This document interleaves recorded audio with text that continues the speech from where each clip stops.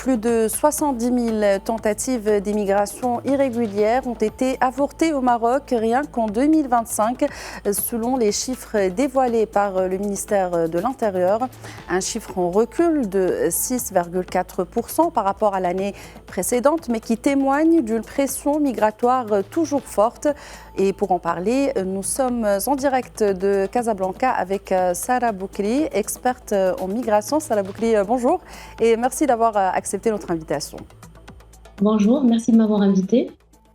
Alors, quand on regarde ce chiffre de plus de 73 000 tentatives avortées au Maroc en 2025, qu'est-ce qu'il dit concrètement des moyens déployés sur le terrain par les autorités ? Alors, je pense que ces chiffres ne sont pas le fruit du hasard. S'ils existent, c'est parce que le Maroc a développé une vraie stratégie migratoire, portée bien évidemment par la vision de Sa Majesté le Roi Mohammed VI, qui considère la migration à la fois comme une question sécuritaire humaine, mais aussi de développement. Il y a d'abord un volet sécuritaire très clair, le renforcement du contrôle des frontières, la coopération entre les services de sécurité et le démantèlement des réseaux criminels. Mais ce qui distingue le Maroc, c'est aussi l'approche humanitaire.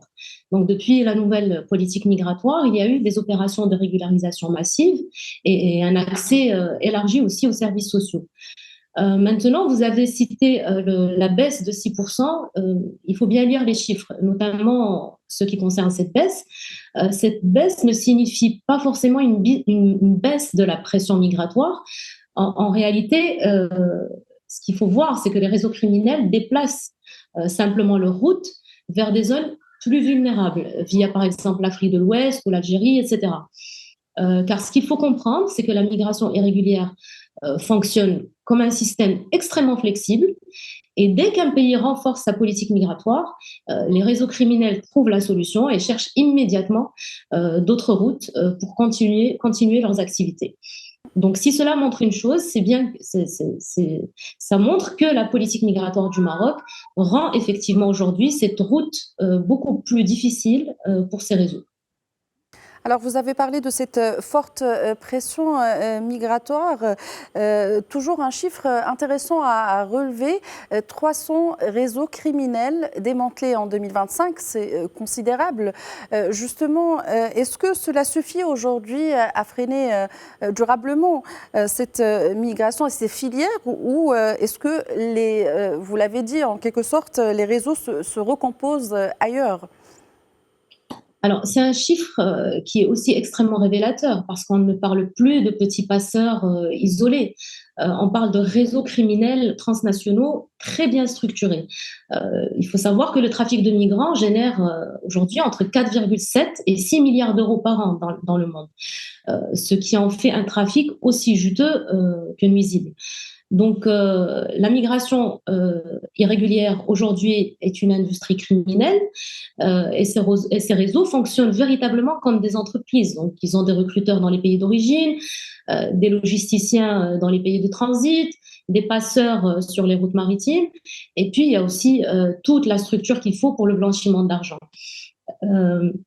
Ils utilisent aujourd'hui les réseaux sociaux, les messageries cryptées et même les plateformes de paiement numérique. Donc, démanteler 300 réseaux, cela montre que le Maroc applique une politique de fermeté contre les trafiquants, mais toujours dans l'esprit d'équilibre voulu par Sa Majesté le Roi Mohammed VI, qui est très simple, fermeté contre les réseaux criminels, mais dignité toujours pour les migrants. Alors, derrière ces tentatives, il y a toute une organisation, vous avez parlé même d'entreprises. En face, les autorités marocaines continuent de renforcer leur dispositif de surveillance, notamment des frontières. Est-ce que vous pouvez nous décrire un peu comment fonctionnent aujourd'hui concrètement ces réseaux de passeurs sur le terrain, notamment au Maroc ? Alors, ces réseaux de passeurs, comme je l'ai déjà dit, sont extrêmement adaptatifs. Et comme je l'ai aussi expliqué au début, ils cherchent toujours la route la plus vulnérable. Quand une route devient difficile, automatiquement après, ils en ouvrent une autre. Alors au Maroc, si on parle du cas spécifique du Maroc, et puis on peut calquer ça sur plusieurs, comme mode opératoire, on peut le calquer sur plusieurs pays aussi. Leur mode opératoire, il inclut bien sûr le recrutement des migrants, dans les pays d'Afrique subsaharienne, le transit par certaines zones, le Sahara et l'Algérie, par exemple, et puis le regroupement dans les zones proches des littoraux, puis des embarcations de fortune vers l'Espagne, par exemple, ou les Canaries. Mais il faut noter aussi une évolution importante. Les réseaux sont de plus en plus digitalisés aujourd'hui. Ils recrutent via TikTok, WhatsApp, Telegram. Ils promettent des traversées garanties et demandent en contrepartie, bien sûr, plusieurs milliers de dollars par migrant. Donc pour eux, c'est très simple. Les migrants sont littéralement considérés comme des marchandises. Justement, ces passeurs qui s'adaptent finalement, leur mode opératoire qui s'adapte. La lutte contre ces réseaux, en tout cas, c'est sûr, aujourd'hui, dépasse largement les frontières de chaque pays, notamment les frontières marocaines. Le cas échéant, les passeurs tirent parfois parti justement du manque de coopération le long de ces routes migratoires. Comment s'organise aujourd'hui la coopération internationale concernant ce sujet qui touche tous les pays finalement ? Alors, la coopération internationale existe, on ne peut pas dire le contraire. Mais à mon sens, et ça n'engage que moi, elle reste insuffisante au vu des chiffres que vous avez par exemple annoncés aujourd'hui, et puis d'autres chiffres, et de la situation aussi sur le terrain. Ça, les gens qui travaillent sur le terrain, les personnes, les acteurs qui travaillent sur le terrain peuvent en témoigner. Donc la migration reste toujours, encore, une tragédie humaine. Pourquoi je dis ça ?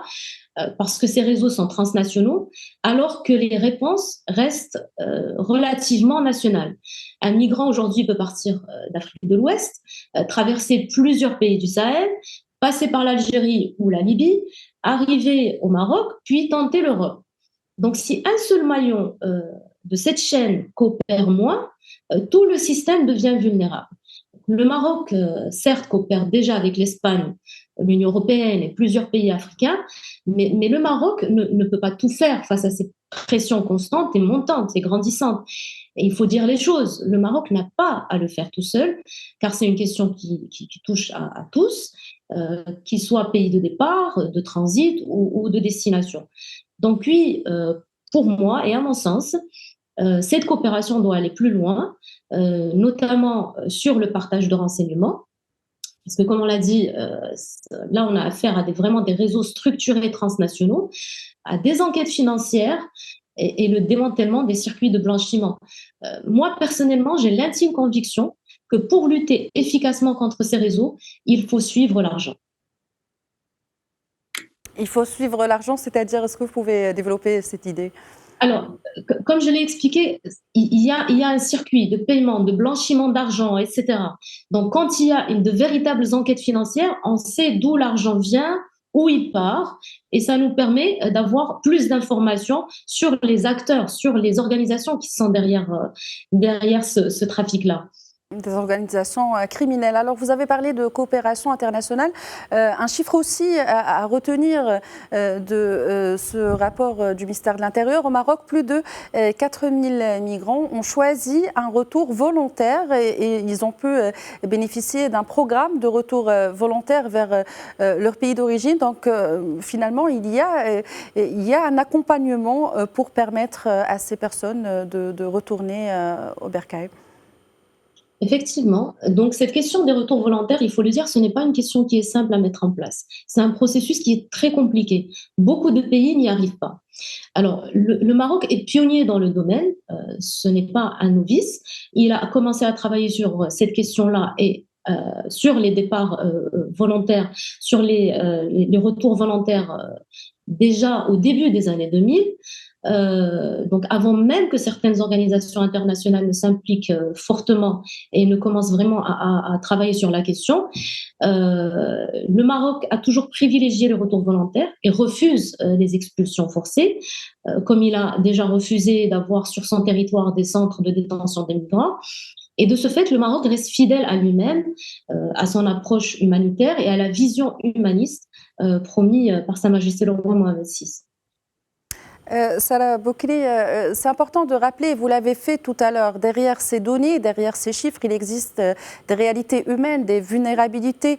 Plus de 9000 migrants morts ou portés disparus en 2025, selon l'Organisation internationale pour les migrations. Qu'est-ce qu'ils risquent aujourd'hui, celles et ceux qui prennent justement ce chemin migratoire? Alors, on ne se rend pas compte, mais les risques sont énormes. Et le chiffre que vous venez d'annoncer le démontre, il faut le dire, c'est tragique. La route atlantique, par exemple, vers les Canaries, est aujourd'hui l'une des plus dangereuses. Il faut savoir que ces migrants embarquent souvent sur des embarcations surchargées, sans gilet de sauvetage, sans navigation fiable. Certains bateaux restent plusieurs jours en mer. Et quand il y a panne de moteur, par exemple, c'est souvent une condamnation à mort. Et là, je ne parle que des risques une fois en mer. Mais avant d'en arriver là, le migrant parcourt quand même un long chemin qui est lui aussi rempli de dangers. Il y a un point important à rappeler à ce niveau-là. Les migrants ne sont pas seulement confrontés au trafic des migrants, qui est déjà assez nuisible, mais leur vulnérabilité alimente en réalité tout un écosystème criminel. Et c'est ça le véritable danger. Les routes migratoires deviennent souvent des sortes de corridors pour plusieurs formes de criminalité organisée. On peut parler de traite des êtres humains, enlèvement et extorsion, trafic de drogue, puisque dans certains cas, les migrants sont utilisés comme des transporteurs involontaires, exploitation financière permanente, et j'en passe. La liste est longue.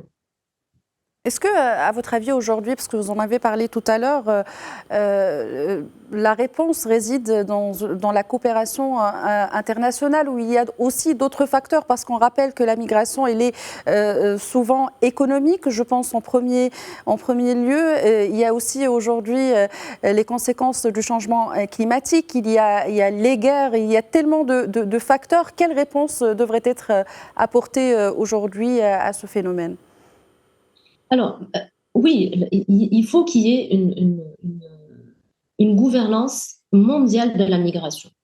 Il y a déjà eu le pacte mondial sur les migrations, que le Maroc, et donc on l'appelle d'ailleurs le pacte de Marrakech, qui a été ratifié à Marrakech.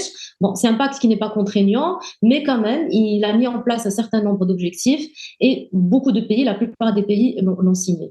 Donc, une gouvernance mondiale de la migration est importante. Mais pour moi, ce qui est le plus important, c'est que cette gouvernance migratoire, elle doit s'articuler autour d'une vision commune et se mettre d'accord sur le fait que la migration n'est pas un problème. Ça n'a jamais été un problème.